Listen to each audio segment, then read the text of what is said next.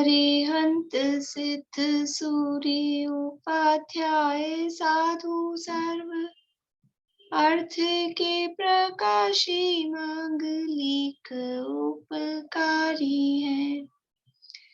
तिनको स्वरूप जान रागते भई जो भक्ति काय को नवाए स्तुति को जारी है। धन्य धन्य तुम ही ते काज सब आज भय कर जोरी बार बार वंदना हमारी है। मंगल कल्याण सुख ऐसो हम चाहत हैं, हो मेरी ऐसी दशा जैसी तुम धारी है। हो मेरी ऐसी दशा जैसी तुम धारी है।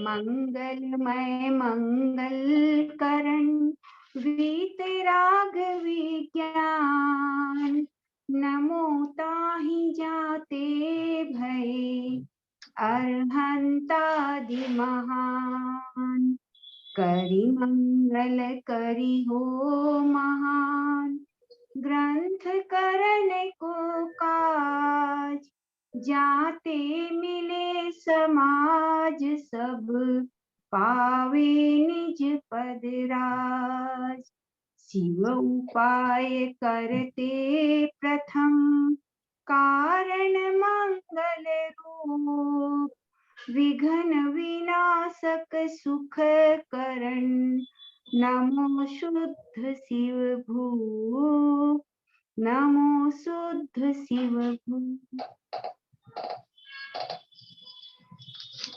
क्वेश्चन आंसर्स देखने हैं अपने को। 138 नंबर का प्रश्न है, पेज नंबर 329 पे है जवाब। इन लक्षणाभासों को अनुक्रम से अंगीकार करने से क्या सम्यक दर्शन की प्राप्ति हो जाएगी?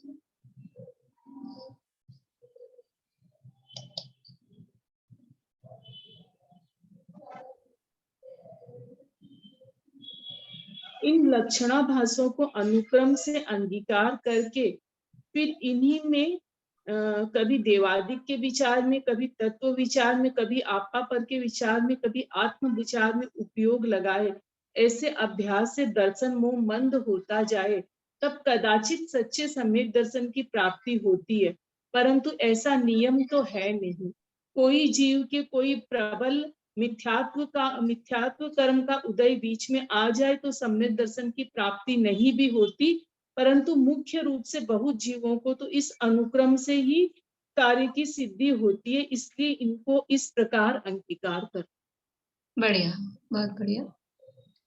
यदि इन लक्षणाभासों को अंगीकार करने पर भी सम्यक दर्शन की प्राप्ति का नियम नहीं है, तो इनको क्यों अंगीकार करना, उदाहरण सहित बताइए। निशांति। मुख्य रूप से तो बहुत जीवों के तो इस अनुक्रम से कार्य सिद्धि होती है। जैसे पुत्र का अर्थी विवाहादि कारणों को मिलाए पश्चात बहुत पुरुषों को तो पुत्र की प्राप्ति नहीं हो, किसी को न हो तो न हो, इसे उपाय तो करना ही होगा। उसी प्रकार सम्यक्त्व का अर्थी जीव इन कारणों को मिलाए पश्चात बहुत जीवों को तो सम्यक्त्व की प्राप्ति हो जाती है, किसी को न भी हो, परंतु इसे अर्थात सभी को, अपन सभी को इन उपायों को तो करना है। बढ़िया, मतलब मार्ग तो यही है, रास्ता तो यही है। अब नहीं हो, किसी को नहीं होती हो तो वो तो उसकी होनहार, पर यही रास्ता, यही क्रम है। इसी रूप से इन लक्षणाभासों को अंगीकार करने पर ही सम्यक की प्राप्ति हो सकती है। अगर होती है जिसको भी, वो इसी से होती है, इसलिए इनको अंगीकार करना। सम्यक के लक्षण तो अनेक कहे, उसमें पंडित जी ने तत्वार्थ श्रद्धा लक्षण को ही मुख्य क्यों किया? पूर्णिमांडे। पंडित जी ने ये विचार करके किया कि तुच्छ बुद्धियों को भी अन्य लक्षणों में प्रयोजन भाषित नहीं होता है, वह भ्रम उत्पन्न होता है, जबकि इस तत्वार्थ सिद्धांत लक्षण में प्रकट प्रयोजन भाषित होता है, कुछ भ्रम नहीं होता है। इसलिए पंडित जी ने इस लक्षण को मुख्य किया। तुच्छ बुद्धियों को भी ये समझ में आ जाता है, कुछ भ्रम नहीं रहता। बोलिए प्रमिला जी। इसको थोड़ा डिटेल में बोलूं। हाँ, इसको डिटेल भी, मतलब वैसे तो ये अगर बढ़ा लें तो पूरा ही है इसमें जवाब। हाँ, हाँ, लेकिन मैंने इसको बड़ा नहीं लिखा। मैं देखी फिर वो रिपीट होते हैं ना आंसर, तो फिर सबको ऐसा लगता है रिपीट हो रहे हैं, इसलिए वो उसमें उतना ही रखा। बोलिए आप। तत्वार्थ सिद्धांत लक्षण में मैं कौन, निराकुल सुख की प्राप्ति कैसे हो, दुख रूप राग आदि कैसे मिटे, आश्रय करने योग्य और हेय उपाधि तत्वों का परिज्ञान होने से मोक्ष मार्ग रूप प्रयोजन की सिद्धि प्रकट भाषित होती है।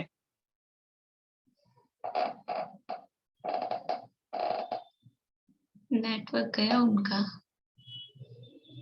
नेटवर्क गया। चलिए अपन आगे करते हैं, वो वापस ज्वाइन होंगे जब देख लेंगे। देव गुरु धर्म का श्रद्धान लक्षण को मुख्य करने में क्या दोष है? सुनीता आंटी। देव गुरु धर्म के सिद्धांत में तुच्छ बुद्धियों को ऐसा भाषित हो जाता है कि अनंत देव आदि को मानना बस इतना ही सम्यक है। वहाँ जीव अजीव का तथा बंध मोक्ष के कारण कार्य का स्वरूप भाषित नहीं होता और मोक्ष मार्ग प्रयोजन की सिद्धि भी नहीं होती। लेकिन वह जीवादि सिद्धांत हुए बिना केवल इसी सिद्धांत में संतुष्ट होकर अपने को सम्यक्त्व मानता है और कुदेवादि से द्वेष रखता है तथा अन्य राग आदि छोड़ने का उद्यम नहीं करता है। ऐसा भ्रम उसे उत्पन्न हो जाता है। ठीक है, बढ़िया। आवा पर के श्रद्धान लक्षण को मुख्य करने में क्या समस्या है?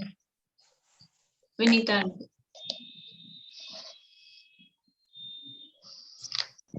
आपा पर के श्रद्धान में तुच्छ बुद्धियों को यह भाषित हो कि स्वयं पर का या आपा पर का ही श्रद्धान अपर का जानना कार्यकारी है, इसी से सम्यक्त होता है। वहाँ आश्रव आदि का स्वरूप भाषित न हो तब मोक्ष मार्ग प्रयोजन की सिद्धि न हो। वह आश्रव आदि का श्रद्धान हुए बिना इतना ही जानने से संतुष्ट होकर अपने को सम्यक्ति मानने लगता है, स्वच्छंद होकर राग आदि छोड़ने का उद्यम न करे, ऐसा भ्रम उत्पन्न होता है। अतः स्वयं पर के श्रद्धान से ही खाली तुच्छ बुद्धि उसमें। हाँ, आपा पर का श्रद्धान को अगर मुख्य करते हैं तो फिर वो स्वच्छंद होकर राग आदि छोड़ने का उद्यम नहीं करता है। ये समस्या है। आत्म श्रद्धान लक्षण को मुख्य क्यों नहीं किया? अनीता आंटी। आत्म श्रद्धान में तुच्छ बुद्धियों को यह भाषित हो कि आत्मा ही का विचार कार्यकारी है, इसी से सम्यक्त होता है। वहाँ जीव अजीव का विशेष व आश्रवादी का स्वरूप भाषित ना हो तब मोक्ष मार्ग प्रयोजन की सिद्धि ना हो। यह जीव आदि के विशेष व आश्रवादी के स्वरूप को श्रद्धान हुए बिना इतने ही विचार से अपने को सम्यक्ति माने स्वसंधि होकर राग आदि छोड़ने का उद्यम ना करे, इसके भी ऐसा भ्रम उत्पन्न हो जाता है कि बस आत्मश्रद्धान से ही मतलब सम्यक्त हो। उसमें भी वही है कि राग आदि छोड़ने का उद्यम नहीं, तो मूल बात वही है। ठीक है, फिर आगे कल कर लेंगे। हाँ, आप बोलिए प्रमिला जी, आपका नेटवर्क चला गया था।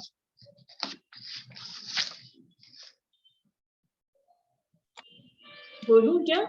हाँ। तत्वार्थ सिद्धांत लक्षण में मैं कौन, निराकुल सुख की प्राप्ति कैसे हो, दुख रूप राग आदि कैसे मिटे, आश्रय करने योग्य और हेय उपाधि तत्वों का परिज्ञान होने से मोक्ष मार्ग रूप प्रयोजन की सिद्धि प्रकट भाषित होती है। और अन्य लक्षण में तुच्छ बुद्धियों को जीव अजीव का व बंध मोक्ष के कारण कार्य का स्वरूप भाषित न होने से मोक्ष मार्ग का प्रयोजन प्रकट भाषित नहीं होता और सम्यक्त्व का भ्रम उत्पन्न होता है। तत्वार्थ सिद्धांत में सर्व का स्वरूप भली भांति भाषित होने से भ्रम उत्पन्न नहीं होता तथा तत्वार्थ सिद्धांत होने पर सम्यक्ति तो होता ही है और आश्रव आदि का श्रद्धान होने से रागादि छोड़कर मोक्ष का उद्यम रखता है। तत्वार्थ श्रद्धान लक्षण में अन्य लक्षणों का श्रद्धान भी गर्भित है, परंतु अन्य लक्षण में तत्वार्थ श्रद्धान का गर्भितपना विशेष बुद्धिमान हो उन्हीं को भाषित होता है। इसलिए मोक्ष मार्ग के प्रयोजन की दृष्टि से तत्वार्थ सिद्धांत लक्षण को पंडित जी ने मुख्य। बढ़िया, बहुत अच्छा, बहुत बढ़िया। देखिए आगे अपनी चर्चा चल रही है सम्यक के भेद और उनके स्वरूप के संबंध में। तो सबसे पहले जो भेद बताए हैं सम्यक के, वो निश्चय सम्यक और व्यवहार सम्यक, ऐसे दो भेद बताए। निश्चय सम्यक किसे कहा और व्यवहार सम्यक किसे कहा? बोली बेला जी, निश्चय सम्यक किसे कहा और व्यवहार सम्यक किसे कहा? आत्मा का विपरीत अभिनिवेश का परिणमन वो निश्चय सम्यक्त्व है। विपरीत अभिनिवेश का परिणमन सम्यक्त नहीं है, विपरीत अभिनिवेश से रहित परिणमन। रहित। हाँ। और व्यवहार होगा उसके लिए जो कारणभूत। हाँ, उस निश्चय सम्यक के लिए कारणभूत जो शुभ भाव रूप परिणाम है वो व्यवहार सम्यक। तो वो शुभ भाव क्या है? वो सच्चे देव शास्त्र गुरु के प्रति श्रद्धान रूप, उनकी भक्ति आदि रूप जो है वो व्यवहार सम्यक। ठीक। फिर दूसरे तरह के सम्यक के भेद हमने देखे थे। कितने भेद देखे थे? 10। सुना सकते हैं कोई 10 नाम? बोले विनीता आंटी। आज्ञा सम्यक, मार्ग सम्यक, उपदेश सम्यक, बीज सम्यक, सूत्र सम्यक, संक्षेप सम्यक, विस्तार सम्यक, अवगाढ़ सम्यक, परम अवगाढ़ सम्यक, अर्थ सम्यक। ठीक, पूरे 10 हो गए। हाँ। और बोलिए अनिता आंटी। आज्ञा सम्यक्त, मार्ग सम्यक्त, उपदेश सम्यक्त, सूत्र सम्यक्त, अर्थ सूत्र सम्यक्त, और बीज सम्यक्त, संक्षेप सम्यक्त, विस्तार सम्यक्त, अर्थ सम्यक्त, अवगाढ़ सम्यक्त और परम अवगाढ़ सम्यक्त। ठीक, बोलो प्रीति। आज्ञा सम्यक तो मार्ग, सूत्र, बीज, संक्षेप, विस्तार, अर्थ, उपदेश, अवगाढ़ और परमावगाढ़। बढ़िया, ठीक है। इनकी चर्चा अपन ने कल की थी और उसको रिवाइज करने के लिए अपन भावार्थ जो आत्मा शासन में दिया है उस भावार्थ के आधार से पढ़ के फिर आगे बढ़ते हैं। देखिए यहाँ सम्यक के 10 भेद कहे हैं। जो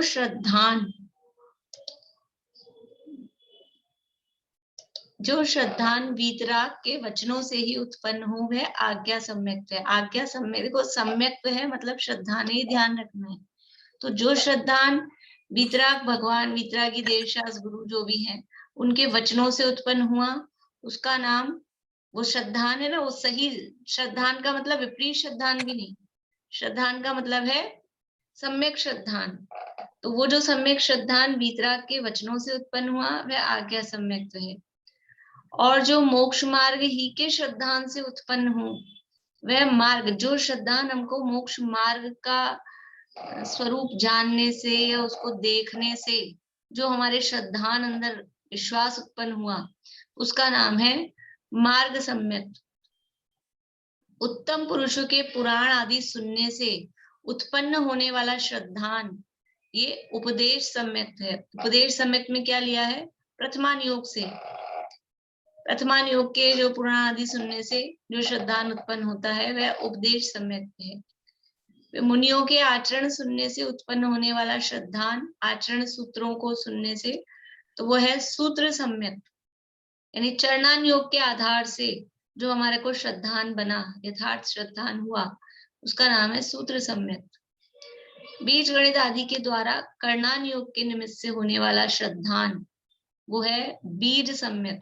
कर्णान योग के निमित्त से भी यानी कर्णान, प्रथमान योग, चरणान योग, कर्णान योग, इन सब के निमित्त से सम्यक तो हो सकता है, श्रद्धान सही हो सकता है। ऐसा नहीं है कि द्रव्यान योगी है कि वो श्रद्धान सही करने में कारण है। तो कर्णान योग के निमित्त से जो हमारा सम्यक श्रद्धान हुआ उसका नाम है बीज सम्यक। संक्षेप रूप से पदार्थों का स्वरूप सुनकर होने वाला श्रद्धान ये संक्षेप सम्यक है। और द्वादशांग को सुनकर होने वाला श्रद्धान विस्तार सम्यक है। किसी दृष्टांत आदि रूप पदार्थ से होने वाला श्रद्धान अर्थ सम्यक का मतलब है पदार्थ को देखकर। तो कोई जो दूसरा पदार्थ देखा और उस पदार्थ से हमारी श्रद्धा सही हो गई कि यहाँ ऐसा है, ये ऐसा कहा गया था, इस तरह का है, किसी भी वस्तु को पदार्थ को देखकर।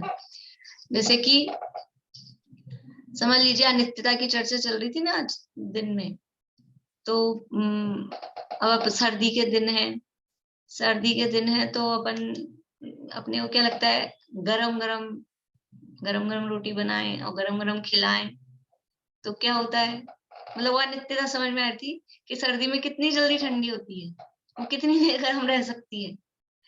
वो अपन उतारते हैं, घी लगाते हैं और थाली में रखते हैं, आदमी एक घास नहीं खाएगा तब तक तो ठंडी हो गई। मतलब ये अनित्यता। तो अब ये किसी वस्तु को देख के वो बात अपने को ख्याल में आ गई। डोसा बनाते हैं तो वो डोसा बना के कितनी देर रख सकते हैं अपन उसको, वो बना के छोड़ा और वो अनित्य है, एकदम अनित्य है। तुरंत ही खा लो तो ठीक है, नहीं तो बस उसका स्वरूप अलग हो जाता है, जैसा चाहिए वैसा नहीं रहता है।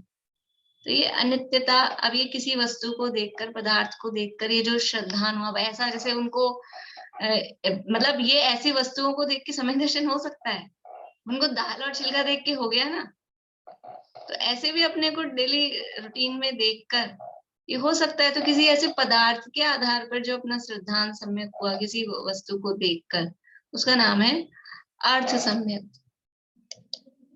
इसके बाद में है अवगाढ़। श्रुत केवली को होने वाला श्रद्धान वो अवगाढ़ सम्यक है, और केवल ज्ञानी को होने वाला श्रद्धान वो परम अवगाढ़। यानी श्रुत केवली को क्योंकि पूरा द्वादशांग श्रुत का उनको ज्ञान है, तो जो उनका श्रद्धान होता है वो मजबूत होता है। देखो ये कैसे समझ में आता है अपने को कि वो श्रद्धान मजबूत होगा।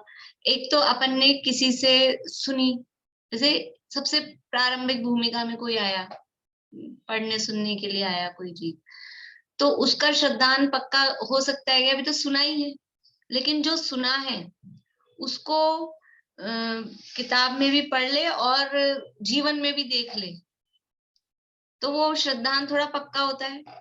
अभी इसी तरह से जैसे समझ लीजिए कि अपन ने आज तक सुना था सम्यक दृष्टि जो होते हैं, प्रथम नरक बिन षडभु ज्योतिषवान भवन षण्णारी थावर विकलत्र पशु में नहीं उपजत सम्यक धारी, और सम्यक दृष्टि के होता है वो आश्रम नहीं होता, सम्यक दृष्टि के आश्रम नहीं होता, ये सुना।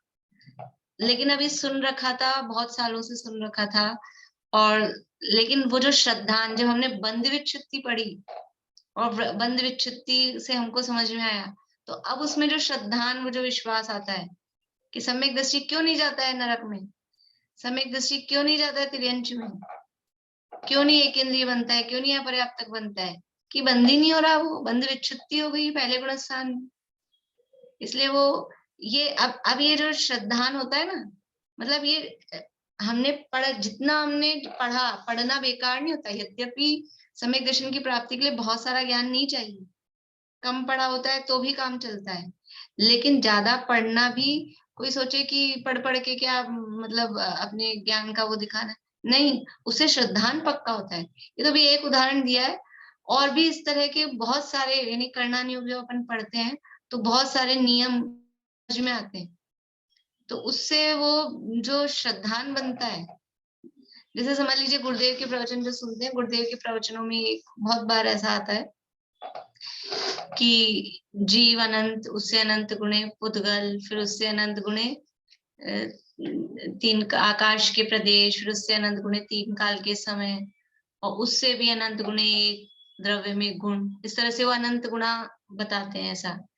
लेकिन अभी तो अपन ने ऐसे सुन रखा है, लेकिन इस पे विश्वास की गुरुदेव जो कह रहे हैं वो बराबर ऐसे मन से ही बताने को कह रहे हैं भाई, मतलब अपने को महिमा बताने को, यही एक्चुअल में है।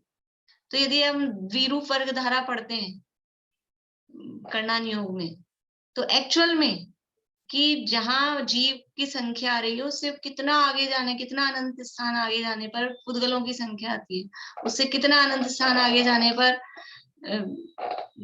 आकाश के प्रदेशों की संख्या आती है, उससे कितना अनंत स्थान आगे जाने पर 3 काल के समय की संख्या आती है, और उससे कितना आगे जाने पर फिर वो द्रव्य के गुण आते हैं, उसमें भी बहुत सारी चीजें। तो फिर वो जो विश्वास होता है, वो जो श्रद्धान बनता है, वो अलग होता है। तो जिनको द्वादशांग का ज्ञान है, हमको तो थोड़ा बहुत कोई नियम कानून पता लग जाए तो अपने को आनंद आता है, खुशी होती है, कुछ विश्वास पक्का होता है। तो जिनको पूरे द्वादशांग का ज्ञान है, उनका वो श्रद्धान कैसा होगा, इसलिए उसका नाम दिया अवगाढ़। वो द्वादशांगिनी जिनवाणी श्रुत के माध्यम से वो समस्त पदार्थों को यथावत जान पा रहे हैं, तो उनका श्रद्धान है वो एकदम मजबूत, अवगाढ़, गाढ़ा है, उसको अवगाढ़ दिया।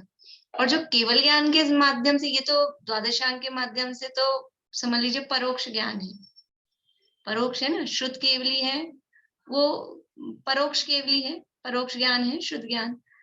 पर जो प्रत्यक्ष से सब कुछ अब जान रहे हैं, सब कुछ उनको जानने में आ रहा है, तो उनका जो श्रद्धान होगा, यद्यपि उसमें वो कोई इच्छा पूर्वक नहीं जानते, राग द्वेष सहित नहीं जानते, लेकिन फिर भी वो प्रत्यक्ष पूरा लोकालोक उनके ज्ञान में झलक रहा है, तो वो श्रद्धान हो जाता है परम अवगाढ़।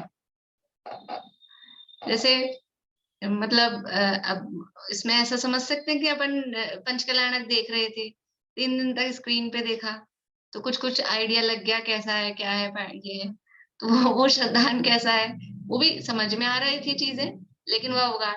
और फिर वहां पहुंच गए, और फिर वहां पहुंच के जो चीजें अपने को समझ में आ गई बिल्कुल कैसा क्या बना है, तो उसमें जो यहाँ तो उदाहरण है, उसको उतना ही लेना, उसमें कोई श्रद्धान है नहीं, लेकिन मतलब वो देखकर अपनी आंखों से कोई चीज देखने के बाद में उसमें विश्वास और पक्का होता है, वो परमावगाढ़। तो इस तरह से ये 10 प्रकार के सम्यक के भेद किए हैं।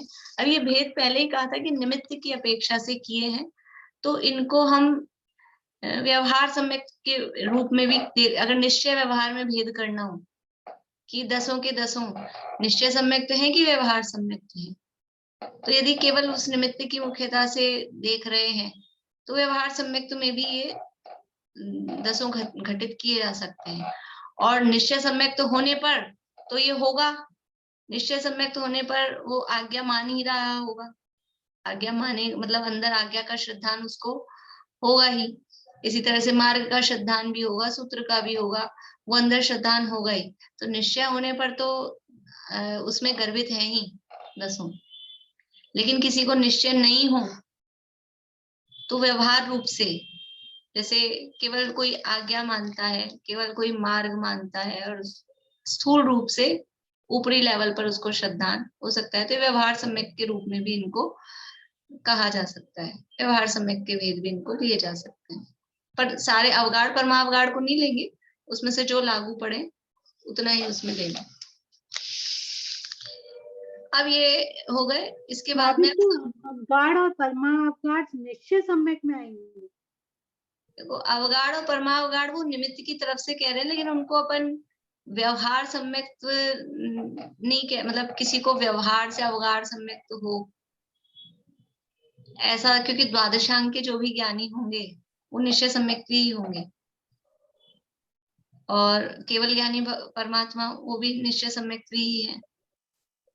हाँ, ऐसा अपन जैसे ले सकते हैं, किसी को सूत्र सुन के श्रद्धान हुआ, किसी को बीज के माध्यम से श्रद्धान हुआ, तो वो श्रद्धान केवल जैसे अभी अपने को हो रहा है ना, एक कोई कर्णानुयोग की बात सुन के हमको विश्वास बनता है, तो ये हमारे को जो श्रद्धान हुआ उसको व्यवहार से भी सम्यक व्यवहार में लेना, वैसा लक्षणाभासों वाला। वास्तव में तो तभी होगा जब निश्चय होता है, सम्यक दर्शन उसको हो जाएगा वास्तव में, तभी उसको कहेंगे। लेकिन व्यवहार रूप में भी इनकी मौजूदगी देखी जा सकती है, कही जा सकती है। यह है समझ में।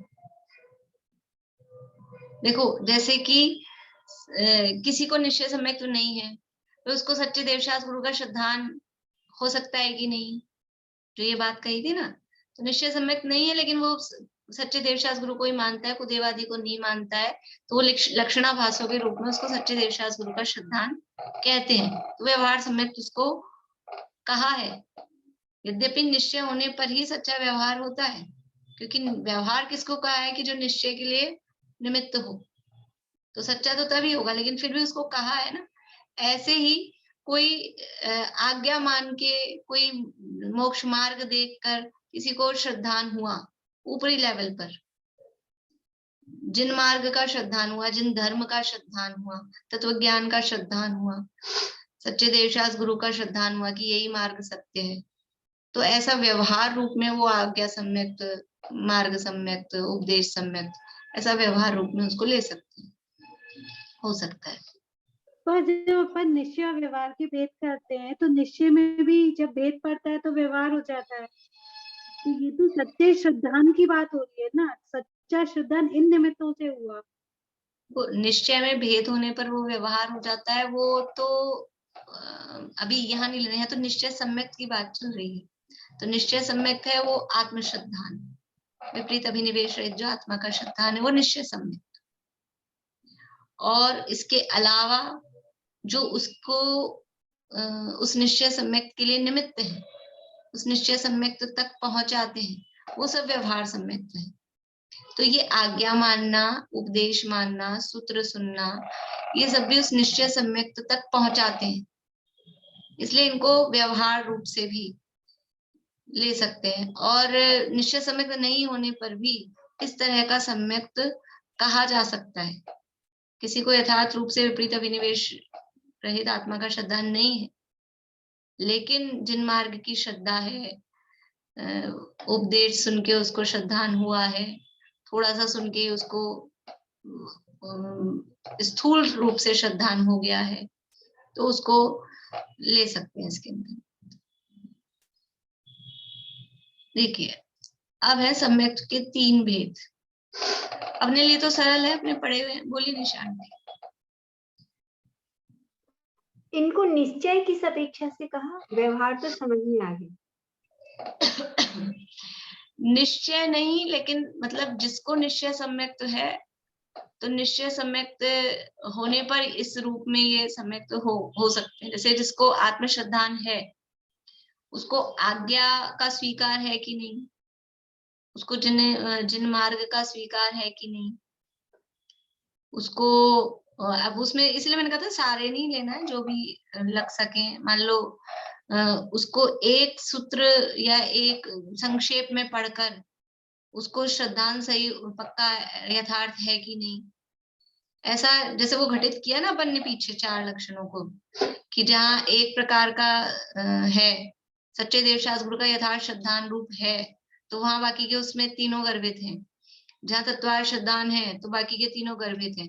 तो ऐसे ही निश्चय सम्यक में ये 10 गर्भित समझ लेना, ठीक है ना। बोलिए विनीता आंटी।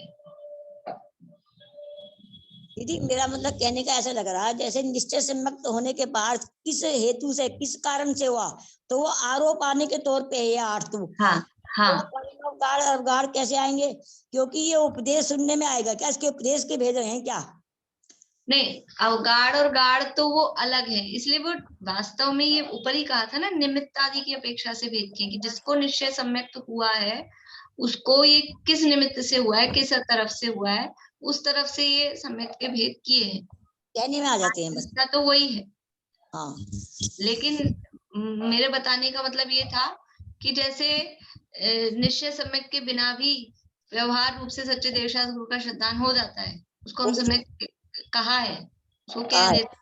वैसे ही किसी को निश्चय सम्यक तो नहीं भी हो तो भी इनमें से जो कुछ भी लागू पड़ते हो, उपदेश की मार्ग या आज्ञा, तो उस रूप में व्यवहार से उसको सम्यक कहा जा सकता है। कहा भी जा सकता है। पंडित जी ने ना पुचकारा भी है, पहले तो डांट लगाई है व्यवहारा भाषी को, लक्षणा भाषी कह के उनको खूब फटकार लगाई, फिर पुचकार भी दिया, नहीं तुम्हारा कुछ काम का भी है, बैठ जाओ। हाँ। देखो दोनों तरफ से संभालना पड़ता है। जैसे अभी कहा ना मैंने कि हमेशा हम ये कहते हैं ज्ञान की अधिकता नहीं चाहिए, बहुत सारा ज्ञान नहीं चाहिए, वो अनिवार्य नहीं है, लेकिन फिर भी जो ज्ञान कर रहे हैं या जो ज्ञान है वो व्यर्थ ही है पूरा का पूरा, ऐसा नहीं है, वो काम देता है। ज्यादा ज्ञान है तो वो श्रद्धान में गहराई आती है, ऐसा नहीं है कि भाई हम अपना ज्ञान बढ़ा रहे हैं, कि शिवोपशम बढ़ा रहे हैं, कि खाली परिग्रह हो सकता है जिसके लिए जो उसको यूज नहीं ले रहा है, लेकिन हम अधिक पढ़ रहे हैं तो पढ़ना सुनना बेकार है, व्यर्थ है, ऐसा नहीं है। असली तो काम तो वही है, खाली मतलब वो जब ये कहते हैं कि ज्ञान नहीं बढ़ाना या अधिक ज्ञान कार्यकारी नहीं है, तो उसका मतलब ये है कि डेप्थ में जाओ, विचार करो, वहां वो प्रयोजन है। लेकिन कोई ये सोच के ज्ञान करना ही बंद कर दे, पढ़ना लिखना ही बंद कर दे, तो फिर वो भी नहीं है। जो भी ज्ञान है वो अपने श्रद्धान में काम देता है। इस तरह से इसको समझ। अब यहाँ सम्यक के 3 भेद किए हैं, औपशमिक, शायोपशमिक और शायिक। Page number 333। ये 3 भेद दर्शन मोह की अपेक्षा से किए हैं। नाम सबके सुने हुए हैं, काफी कुछ स्वरूप भी सबको पता ही है। 3 भेद मुख्य रूप से ये कर्मों की तरफ से जब करते हैं, यानी ऐसा कह सकते हैं कर्णान योग की अपेक्षा से यदि सम्यक के भेद किए जाएं तो ये 3 भेद किए जाते हैं, औपशमिक, शायोपशमिक और शायिक। और द्रव्यान योग की अपेक्षा से किए जाएं तो निश्चय और व्यवहार, वो द्रव्यान योग की अपेक्षा से हुए हैं। और ये जो है आज्ञा सम्यक आदि, इसको अपन अभी एक अनुयोग तो यूं पूरा घटित नहीं होता है, लेकिन फिर भी चरणानुयोग की अपेक्षा या निमित्त की अपेक्षा से कहा है, वो निमित्त अपेक्षा से ही समझना चाहिए उसको। कर्णानुयोग की अपेक्षा से 3 भेद। दर्शन मोह, दर्शन मोहनीय कर्म का क्या स्थिति है, क्या पोजीशन है, उस आधार पे 3 भेद कहे हैं। सबसे पहले औपशमिक सम्यक। औपशमिक सम्यक क्या है कि औपशमिक भाव, जीव के 5 भाव होते हैं। असाधारण भाव मोक्ष तत्वार्थ सूत्र में कहे हैं 5 असाधारण भाव। कौन कौन से हैं? बोलिए आशा आंटी। औपशमिक, शायोपशमिक, शायिक, औदैहिक और पारिणामिक। वो औपशमिक और शायिको भाव मिश्रित औदैहिक पारिणामिक है। हाँ, औपशमिक शायिको भाव, तो औपशमिक, शायिक, शायोपशमिक, औदैहिक और पारिणामिक, ये 5 भाव हैं।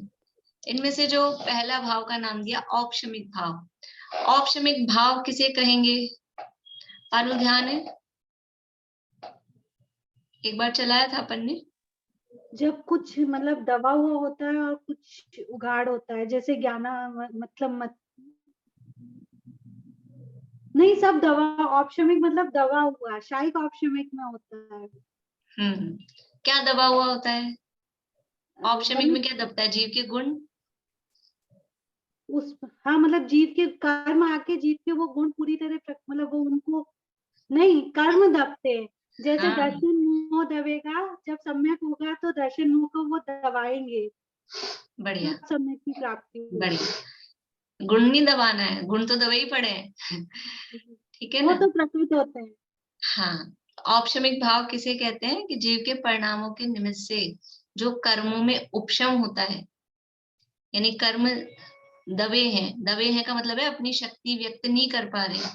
अभी तक तो क्या हो रहा है, जीव की शक्ति व्यक्त नहीं हो रही है, और जब जीव कुछ पुरुषार्थ करता है तो कर्मों को दबाता है, मतलब कर्मों की शक्ति व्यक्त नहीं होती है, तो उस समय के वो जीव के भाव कहलाते हैं औपशमिक भाव, है ना? जीव के परिणामों के निमित्त से कर्मों का दबना। दबने का मतलब क्या है कि वो शक्ति जो उनमें थी, कर्म की जो पावर थी, वो पावर नहीं रही, वो फल देने की शक्ति उसकी नहीं रही, इसका नाम है दबना। बोलिए आशा आंटी। चालू करिए आवाज।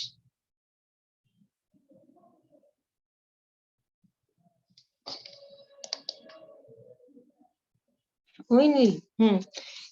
इसमें कर्मों के दबने से कैसे मतलब लेंगे? जो औदैहिक भाव है उस वक्त उनमें समता रखना। कर्मों को दबाने से क्या मीनिंग निकलता है? जो उस वक्त आपके औदैहिक भाव कर्म के जो फल आ रहे हैं उसमें समता भाव रखना। कर्मों को दबाने का मतलब ये है कि जो कर्म जिस शक्ति का, हमने शक्तियां पढ़ी है कर्मों की, सर्वघाती होते हैं, देशघाती होते हैं, उसमें लता, दारू, अस्थि, शैल, ये शक्तियां होती है ना, तो वो कोई शैल की शक्ति वाला कर्म था, उस शैल की शक्ति वो फल हमको देता कि जैसे पत्थर मार रहे हो अपने, ऐसा फल आने वाला था। और हमने क्या किया कि उसकी पत्थर की शक्ति को खत्म कर दिया। अब वो कैसी शक्ति बच गई है, या बिल्कुल फूल जैसी, लता जैसी, इसका नाम है उसकी शक्ति को खत्म कर देना, इसका नाम है नहीं उसको तो दबा देना। खत्म करने से हमारे क्रोध कर्म का उदय है, हमें बहुत क्रोध आ रहा है, तो हमने अपने को कैसे मतलब आध्यात्म इस तरह से सोच के जब कि आ मैं रहा है तब कहाँ दबे हैं? देखो, जब क्रोध आ रहा है ना, तब तो दबा कहाँ है, वो तो आ नहीं ही तो रहा है। अगर वो आ रहा है तो वो आपके हाथ, आप तो यही है ना कि उस वक्त समता भाव रखे, क्रोध के हिसाब से अपना परिणाम मत करो, तो वो देखो दबना नहीं है। इसका नाम दबना नहीं है, वो दबने का प्रोसेस अलग है। ये औपशमिक भाव है ना, जो कर्म दबते हैं, वो इसीलिए ये बता रही थी मैं, औपशमिक भाव के दो भेद हैं, एक औपशमिक सम्यक्त और एक औपशमिक चारित्र। तो जो ये क्रोध, अगर आप कह रहे हो क्रोध आ रहा है अब इसको हम दबाएं, तो ये क्रोध के दबने वाली स्थिति होती है उपशम श्रेणी में। अच्छा, अभी अपन जो कर रहे हैं ये यहाँ पे दबना उबना नहीं होता, ये तो आ ही गया ना। आने के बाद अपन फिर कुछ विचार करते हैं, तो फिर अब देखो, कर्मों में और जीव के परिणामों में ऐसा निमित्त निमित्तिक संबंध है कि जीव को क्रोध का भाव आता है तो उस समय क्रोध कर्म का उदय होता ही होता है, ठीक है ना। तो जीव को क्रोध आ रहा है तो वो उदय है ही उस समय। अब अपन सोचो मुझे गुस्सा तो बहुत आ रहा है लेकिन मैंने निकाला नहीं, तो हम सोच रहे हैं हमने दबा लिया, ये दबाना नहीं है, वो तो हम उसको समझ लो एक्सप्रेस नहीं कर रहे हैं, उसको प्रकट नहीं कर रहे हैं, इसका नाम दबाना नहीं है। अंदर क्रोध का भाव आए ही नहीं, वो कर्म दब जाए, उसका नाम है दबाना। वो कर्म क्रोध का भाव ही नहीं आए, इसका नाम दबाना है। वो क्रोध का भाव किस उससे नहीं आएगा, किस वो आत्मा किस के समझ लक्ष्य से नहीं से, आएगा? वो मैंने कहा ना, वो उपशम श्रेणी में होगा वो काम, सिर्फ क्रोध की बात चल रही है तो दबाने की। कोई तो भी तो कर्म की बात हो, क्रोध तो मैंने उदाहरण दिया। हाँ हाँ, तो वो या तो चारित्र मोहनी दबेगा या दर्शन मोहनी। दर्शन मोहनी की चर्चा तो वे अपन कर ही रहे हैं, और चारित्र मोहनी में क्रोध मान माया जो भी परिणाम हो, वो दबने वाली स्थिति तो वहां होगी। और वो कैसे होगी? उपशम श्रेणी में क्या होता है, जीव क्या करता है कि केवल एक आत्मा का लक्ष्य है, उपयोग आत्मा में है श्रेणी की दशा में। तो जब आत्मा का लक्ष्य होता है तब कर्म दबते हैं, चाहे सम्यक की दशा हो, चाहे चारित्र का उपशम हो, चाहे इधर दर्शन मोह का उपशम हो, चाहे चारित्र मोह का उपशम हो। उपशम होता कैसे है? ये उपशम होता है जीव के आत्मोन्मुखी परिणामों से। जीव जो आत्म सन्मुख परिणाम करता है, आत्मा की तरफ देखता है, तो वो देखते हुए मुझे देख ही नहीं रहा तो सो जाओ, तो वो सो जाते हैं, वो दब जाते हैं। यही एक उपाय है। और तो जो भी हम कर रहे हैं वो कर रहे हैं तो ठीक है, वो प्रारंभिक भूमिका में वही होता है, वो भी कर लें तो अच्छा है कि क्रोध आ रहा था, फिर पहले तो उसको प्रकट नहीं करें और फिर धीरे धीरे अंदर के अंदर उसको कुछ विचार कर करके समता लाएं। तो अभी हमारी भूमिका में वो गलत ही है ऐसा नहीं है, लेकिन हम समझ लें उसको कि ये हमारे क्रोध का उपशम हो गया, वो उपशम नहीं है, वो वास्तविकता नहीं है। फिर एक ये कर्म फल चेतना और एक ज्ञान चेतना का क्या फर्क है, क्या मतलब है? आवाज आ रही क्या आप लोगों को? नहीं आ रही? आ रही है आवाज तो।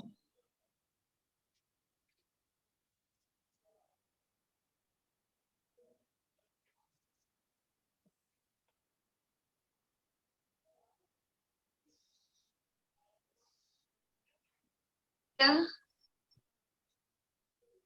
एक दो वर्ड है, कर्म फल चेतना और ज्ञान चेतना, तो इनमें क्या डिफरेंस है?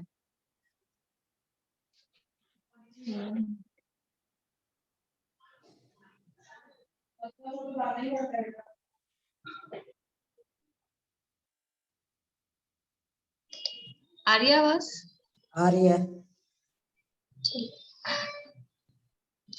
तो यहाँ ये सम्यक के तीन भेद के, पहला है औपशमिक सम्यक। तो औपशमिक सम्यक के लिए हम उपशम को समझ रहे थे, औपशमिक भाव को समझ रहे थे कि कर्मों में तो होता है उपशम, यानी कर्म तो दबते हैं, और जीव के जो भाव है उस समय उन भावों को कहते हैं औपशमिक भाव। तो अभी जो मैंने उदाहरण दिया था ना, लता दारू 80 शहल, तो वो शैल की शक्ति को हमने लता कर दिया, वो भी एग्जैक्टली ये उपशम का नहीं है, क्योंकि वो किसी भी रूप में वहां दर्शन मोह का उदय नहीं आता है सम्यक में, केवल ऐसा समझने के लिए दिया था उसको। वो तो क्षयोपशम में होता है, उदयाभावी क्षय सदवस्था रूप उपशम वो वहां होता है। यहाँ तो उपशम का मतलब है वो कर्म की उस समय पे वो कर्म आ ही नहीं रहे। औपशमिक समय जब होता है तो उस समय मिथ्या दर्शन मोहनी है, मिथ्यात्व कर्म है ही नहीं, सत्ता में है लेकिन उस टाइम पीरियड पे वो कर्म वहां पर है ही नहीं, उस समय पे, उसका नाम है उपशम। ऐसे ही जब चारित्र मोह का उपशम होता है तब भी वही प्रक्रिया होती है। देखो पढ़ते हैं यहाँ पे अपन, औपशमिक सम्यक के दो भेद हैं, प्रथमोपशम सम्यक और द्वितीयोपशम सम्यक। तो औपशमिक सम्यक किसे कहते हैं कि कर्म के उपशम के, और कौन से कर्म के, दर्शन मोहनीय कर्म के उपशम के निमित्त से जो जीव की श्रद्धान होता है, जीव के श्रद्धा गुण की जो परिणति होती है, उसका नाम है औपशमिक सम्यक। और उसको और खोल के बोलो तो दर्शन मोह की 3 और अनंत अनुबंधी की 4, ऐसा इनके उपशम के निमित्त से जो जीव की श्रद्धा गुण की जो परिणति, जो पर्याय, जो अवस्था होती है, उसका नाम औपशमिक सम्यक है। इस औपशमिक सम्यक के दो भेद किए सबसे पहले, एक प्रथमोपशम और एक द्वितीयोपशम। ये सबको पता ही है, प्रथमोपशम मतलब पहले होने वाला और द्वितीयोपशम मतलब दूसरी बार होने वाला, ऐसा नहीं है। सबको मालूम है कि जो पहली बार हुए वो प्रथमोपशम और जो दूसरी बार हुए द्वितीयोपशम, ऐसा नहीं है। प्रथमोपशम सम्यक किसे कहेंगे, बोलिए ममता भाभी, प्रथमोपशम सम्यक किसे कहेंगे?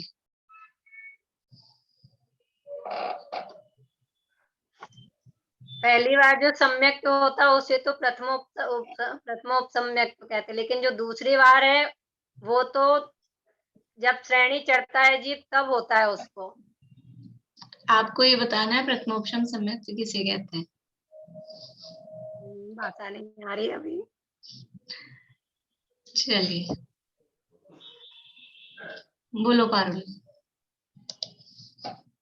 भाभी जब दर्शन मोहनी की 3 और अंतानुबंधी की प्रकृति दबती है तब प्रथमोपशम होता है, और जब चारित मोह का श्रेणी के काल में जब चारित मोह को दबाता है तब वो द्वितीयोपशम होता है। कुछ ठीक है कुछ गड़बड़ है। प्रमिला जी।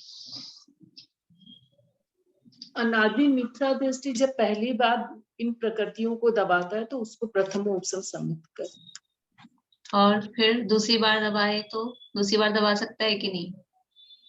दूसरी बार तो श्रेणी के समय में क्षयोपशम पूर्वक होता है ना, मतलब दूसरी बार ये भी प्रॉपर नहीं है। निशांति।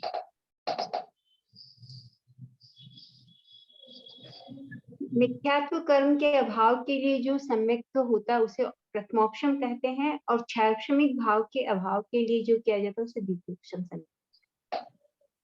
अब एक बार फिर से सोचिए आपने क्या बोला। मैं बताती हूँ, मैं गलती हुई है। मिथ्यात्व के अभाव के लिए जो सम्यक तो होता है प्रथमोपशम, और फिर औपशमिक नहीं, एक औपशमिक है वो एक मिश्र क्या। चलो प्रीति बोलो।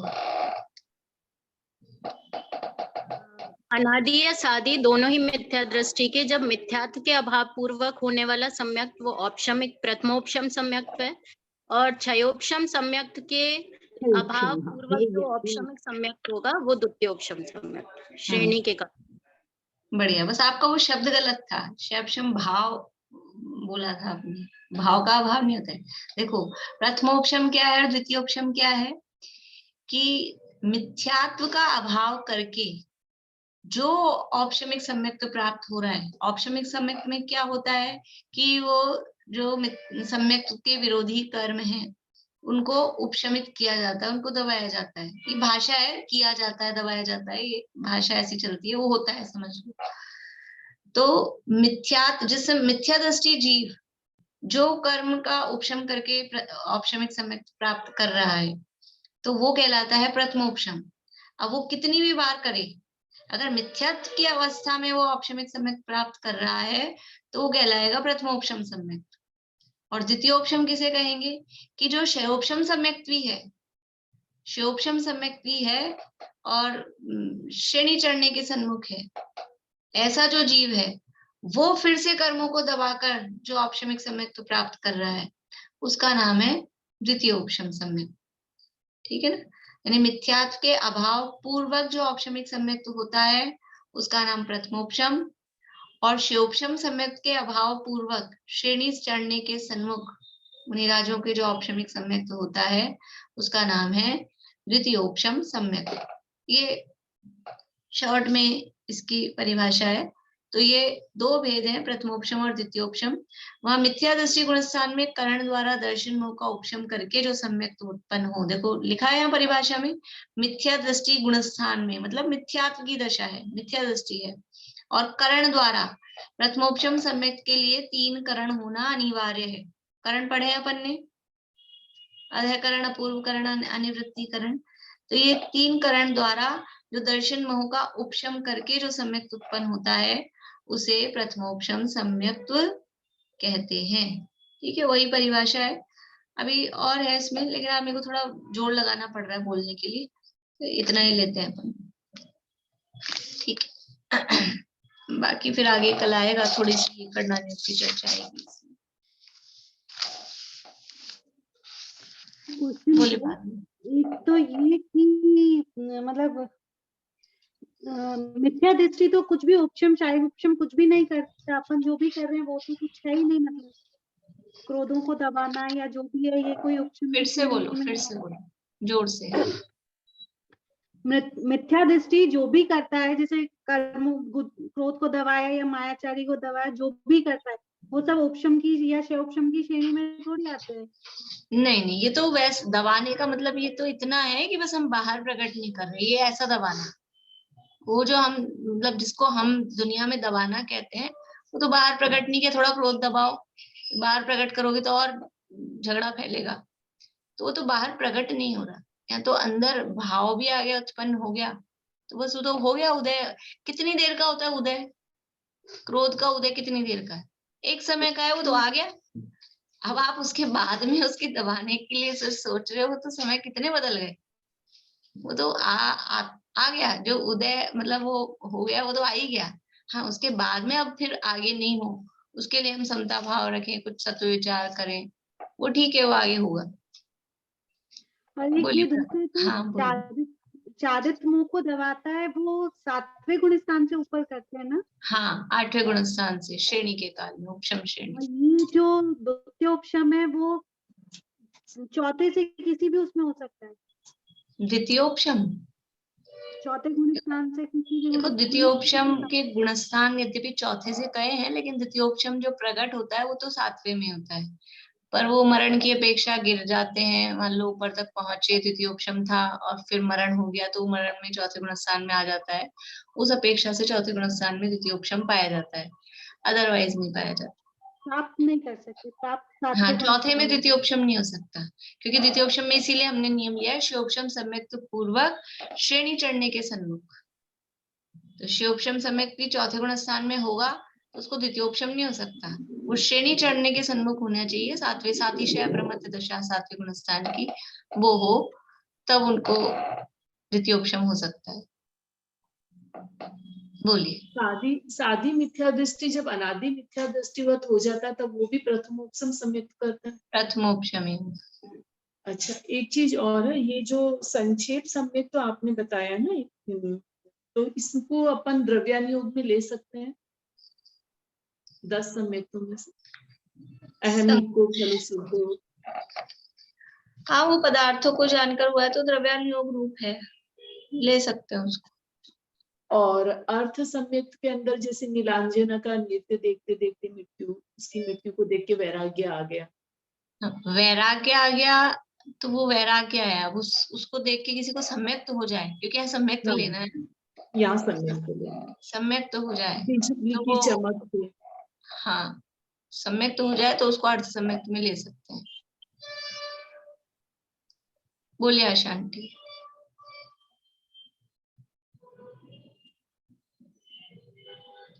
वीडियो बंद हो गई, आपकी आवाज नहीं चालू हुई। हाँ अब आ रही है।